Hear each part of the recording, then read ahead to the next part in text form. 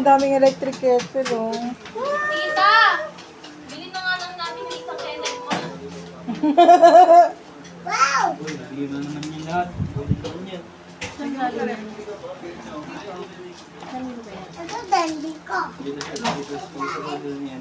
Ang dami naman yung cute. Liliit. Saka kasi ito. Ito yung, ito yun. Tita! Kasi po, Tita! taga-pizza. Matanggal mo na. O, kaya mo naman pali. Kasi mas okay pag ikaw. Hindi ako marunong eh. Ayan. Ibon. Biglayin mo na. Ibon. 4 plus 6. Ibon mo. Baka pinaglagyan lang. Hindi. Ibon. Baka pinaglagyan lang. Ibon nga ba? Eh, mama, ganyan din yung aking ano. Ibon, di ba? Hindi, ano. Rice cooker. Rice cooker ulit. Oh, rice cooker. Ako, mabubusog tayo sa kanin. Kailangan natin to. Ang galing yan, May. Didispatch na na yung isang rice cooker. Na laging, wala na yun eh. Patay-patay na yun.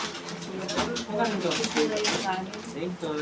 Na, because na. Ang galing, May. Kay ano, kay...